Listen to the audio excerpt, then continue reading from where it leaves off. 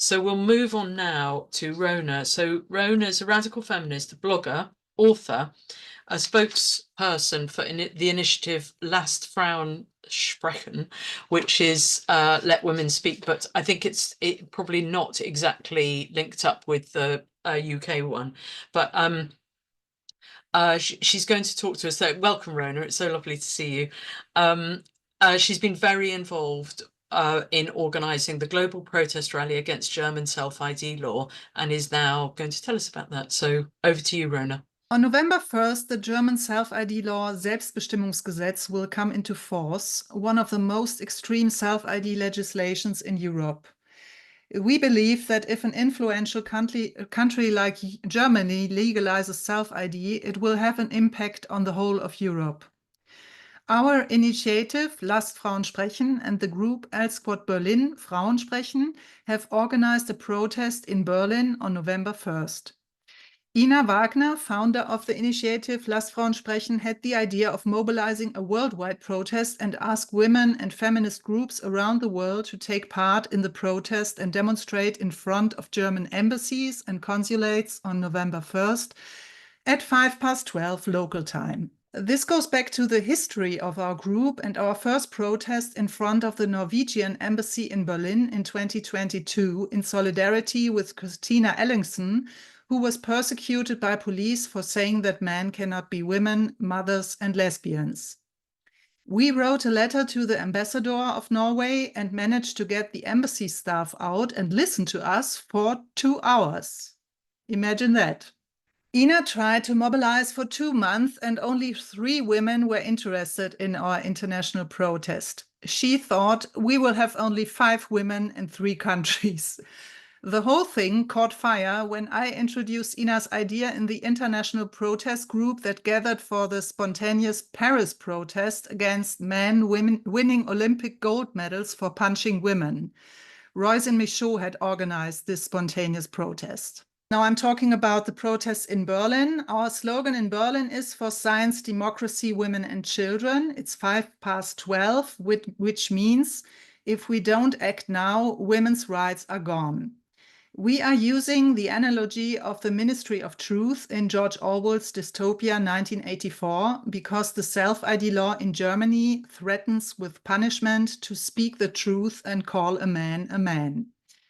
We are supposed to deny the perception of our eyes and ears, but feminists, however, encourage us to trust our eyes and ears and speak the truth, and our rights as women rely on the reality of sex and sex-based oppression.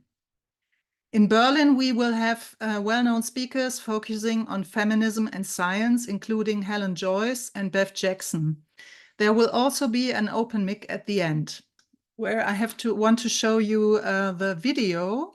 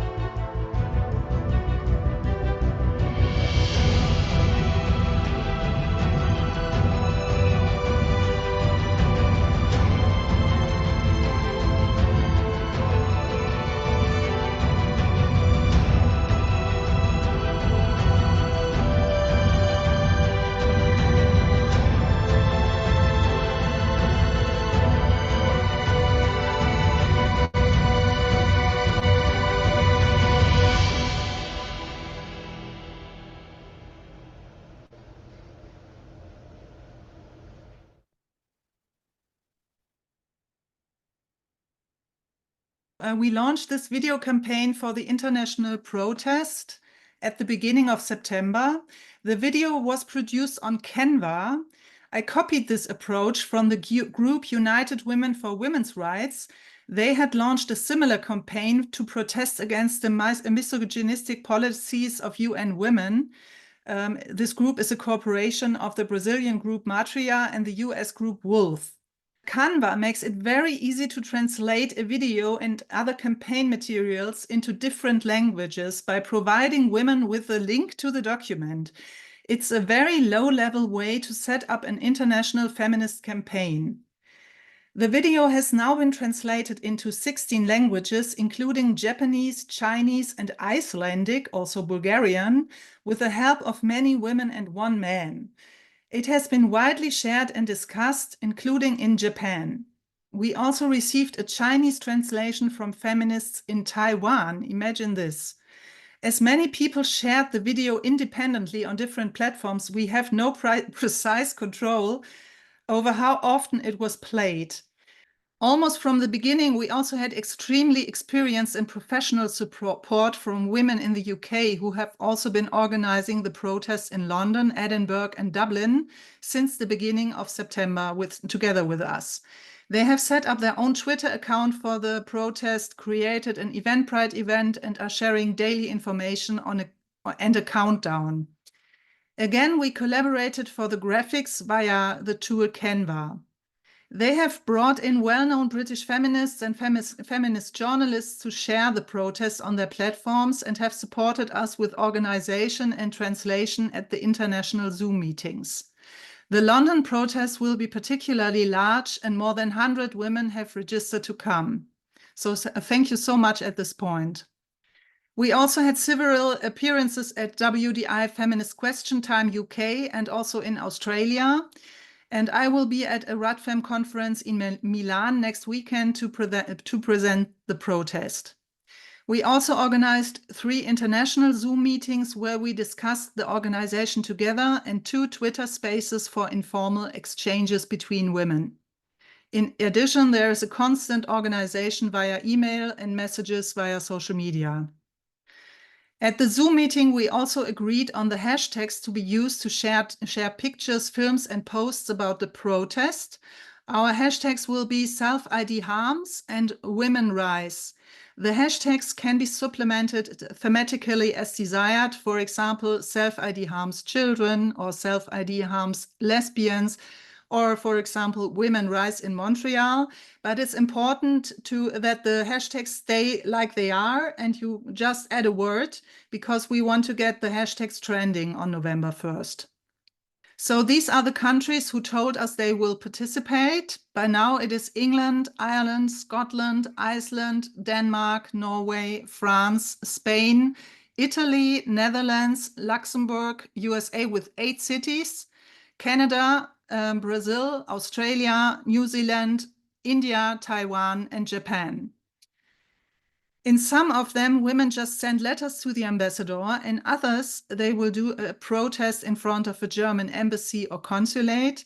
Other women will just send pictures with a protest sign or participate in spreading the news via social media. We may not know all countries which are organizing. Since the beginning of October, we also had a campaign running on social media with a countdown to November 1st in cooperation with the women in UK and also with women in France. We have asked women here to make a video or a text statement about why they are taking part in the protest against the German self-ID law. And in Germany, we are also using the countdown to provide background information on the law. Unfortunately, we can't do it in quite as much detail as we had planned, as there are more ideas than women who can implement them. We are still calling on women to send us videos and statements about why women from all over the world are taking part in this protest. On our campaign website, we provide a letter to the German ambassador, a draft for the letter, and list the countries where we have more detailed information about organizing groups, so you can join. We have also provided more information about the law and a printable flyer in English. If you are organizing a protest in your country, or if you would like to share a video or a written statement, please get in contact with us. I show our email address, and you can also, at the end, I also show our social media accounts. So we still look for information because we also want to do a 24-hour coverage of the international protest via our Twitter account. So if to do this, we need to know exactly when, where, and with which account the women are reporting on their protest. So please write to us. To summarize, this seems to be one of the largest international protests against self-ID, and we are overwhelmed by the international willingness to take part in this protest. We have received feedback from many women and groups that the special thing about this action is that no single group stands out as an organization, but that it is a grassroots action for which women from very different groups are cooperating. Some of them don't even have a group. We hope that we can carry this spirit forward and use it for further protests. Women should be able to count on the global women's community to stand up when anti-women legislation is introduced in their country. Yeah, there are the contact information.